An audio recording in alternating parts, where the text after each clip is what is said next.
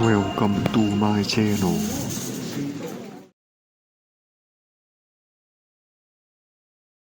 The house was too quiet. I stood in the doorway with grocery bags in my hands, osso buco risotto wine. Her parents were supposed to be dying. Instead, nothing. No ambulances. No panic. Just silence and the smell of expensive cologne. I heard laughter from upstairs. Her laugh. And a man's voice beneath it. I climbed the stairs without thinking. The bedroom door was half open. I saw them on the bed, my wife Rebecca tangled with a man I recognized. Robert. Her father's business partner.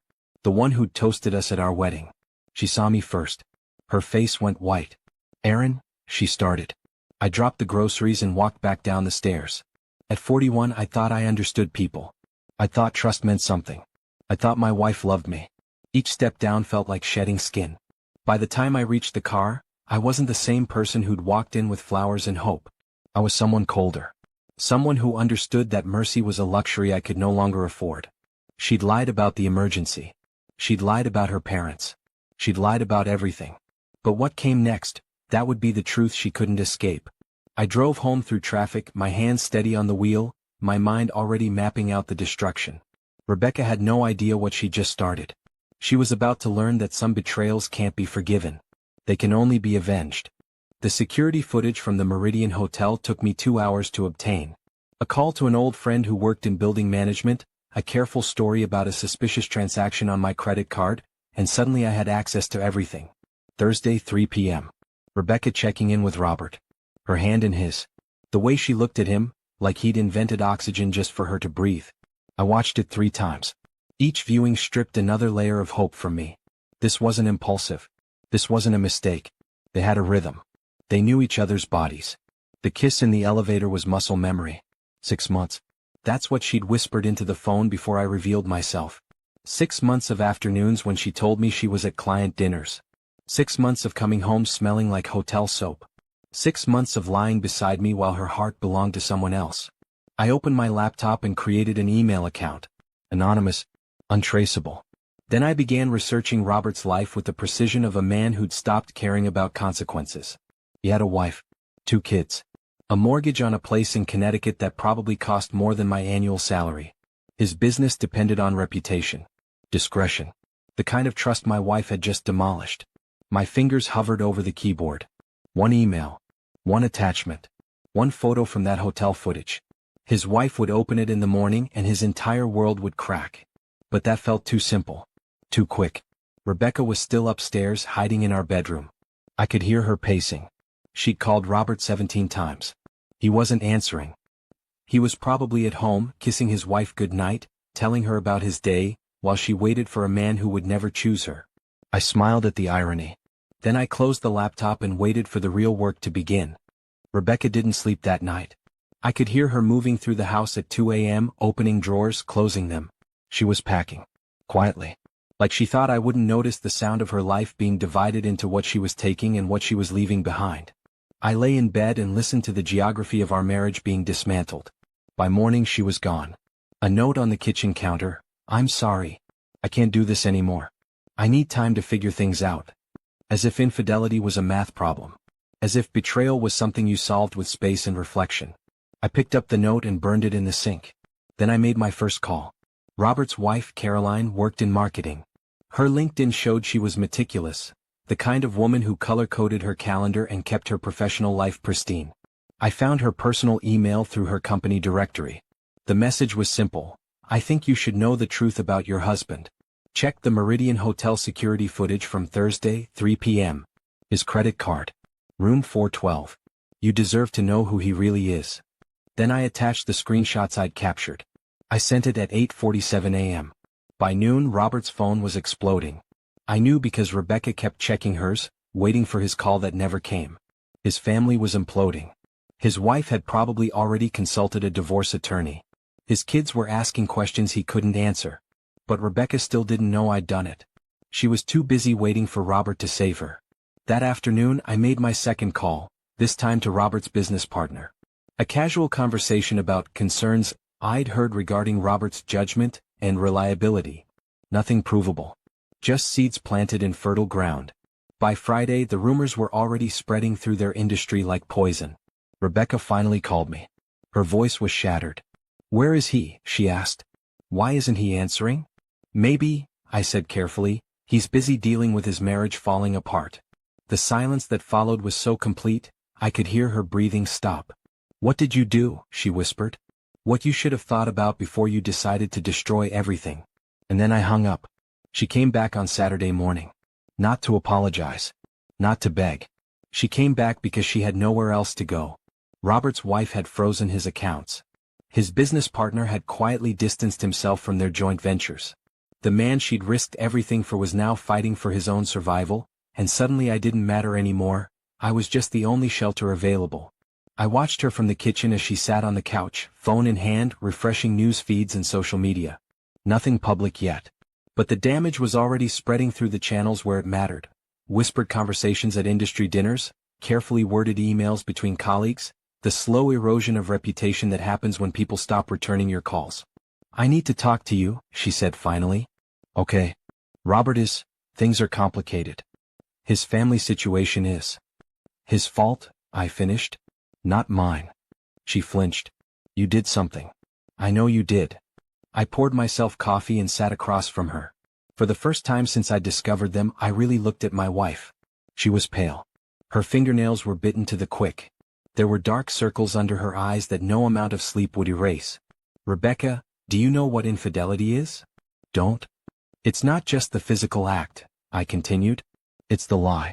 It's the decision, every single day, to choose deception over honesty. It's looking someone in the eye and promising them forever while you're already planning your escape." She started to cry. "I didn't plan anything," she said. "It just happened." "No. It didn't just happen. You chose it. You woke up every morning and chose to betray me. You chose to humiliate me.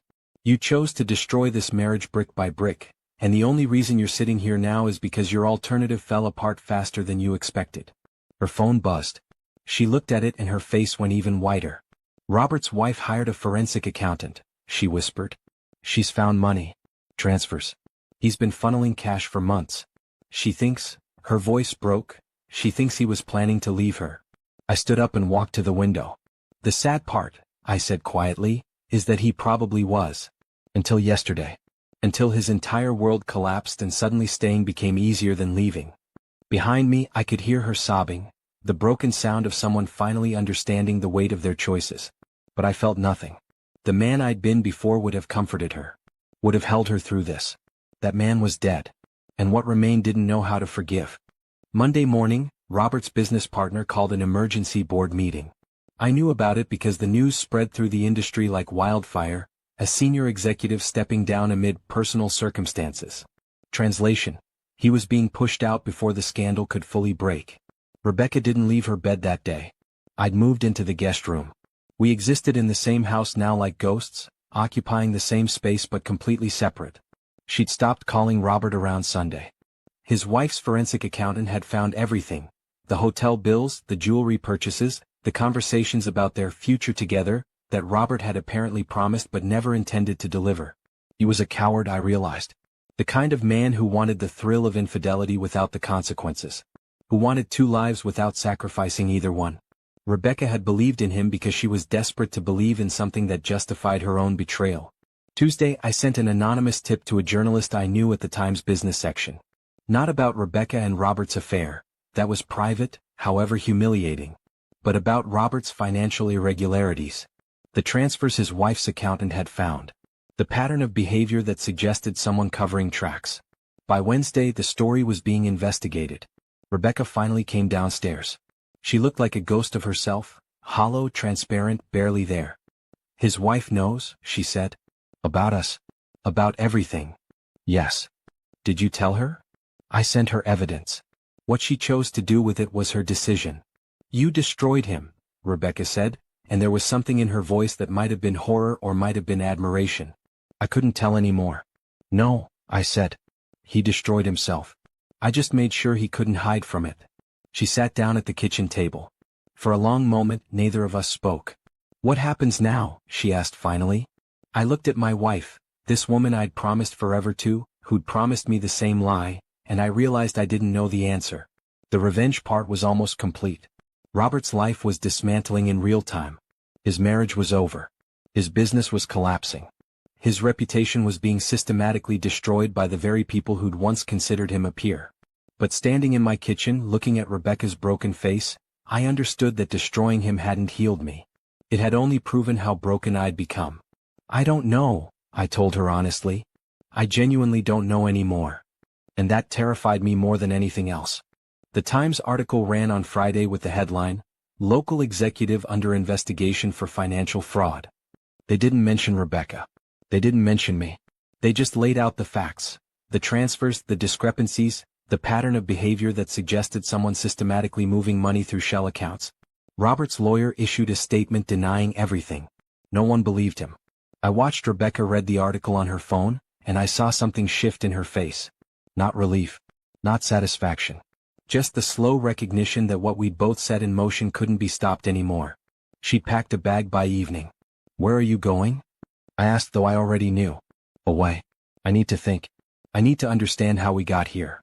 "We got here because you chose to," I said. "That's the only answer you need." She flinched but didn't argue. At some point, argument requires the energy to defend yourself. She had none left. I drove her to a hotel, not the Meridian but something smaller, quieter. A place where no one would know her name or her story. She sat in the passenger seat with her hands folded in her lap, staring out at the city passing by. "I loved you," she said as we pulled up to the entrance. "No, you didn't," I replied. "You loved the idea of me. You loved the safety I represented. You loved having someone to come home to while you were busy falling in love with someone else. But you never loved me. Not really." She didn't deny it. That night, alone in our house, I realized something that made my chest tight. I wasn't happy. The revenge I'd orchestrated with such precision hadn't made me feel vindicated or powerful or even satisfied. It had just made me hollow. Robert's marriage was ending. His career was ending. His reputation was being systematically dismantled by people who'd once called him friend. And I'd done it all. But sitting in my empty house, I understood that I'd destroyed something in myself in the process. The man who could forgive. The man who could move forward. The man who believed that love meant something. That man was gone. Replaced by someone who understood, too late, that revenge is a poison you drink expecting someone else to die. My phone buzzed. A text from an unknown number, "Thank you for ruining my life. R." I deleted it without responding. Because there was nothing left to say. 3 months later, the divorce papers arrived on a Tuesday. Rebecca wanted nothing from me except the freedom to leave. No alimony. No settlement. Just her name removed from everything we'd built together. The lawyer kept asking if I wanted to negotiate to protect my interests. I signed everything without reading it. What was the point? Robert's case had gone to the prosecutor. The financial fraud charges were substantial, enough to guarantee prison time if he was convicted. His wife had already finalized their divorce. His children were asking questions about why Daddy wasn't coming home anymore, and no one had good answers for them. I should have felt vindicated. Instead, I felt the weight of what I'd done settling into my bones like a disease. I started going to the office less.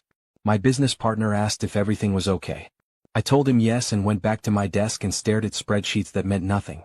Work had been my refuge once. Now it was just time I had to fill. One afternoon, I saw Rebecca at a coffee shop downtown. She didn't see me. She was sitting with a therapist. I could tell by the way they were talking, the careful listening, the notebook open on the table. She looked different. Smaller. Like she was rebuilding herself from the ground up. I thought about approaching her. Telling her I was sorry.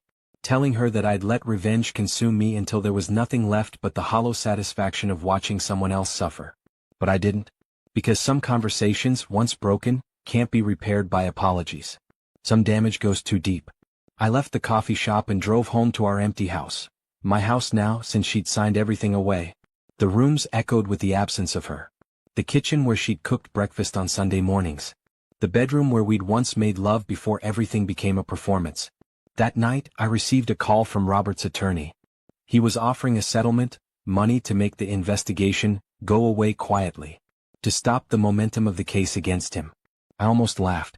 "Tell your client," I said carefully, "that some things can't be bought." After I hung up, I realized that was a lie. Everything could be bought. Loyalty. Love. Forgiveness. Revenge. We were all just pricing ourselves and waiting for the right offer. I'd sold myself for the satisfaction of watching my wife suffer.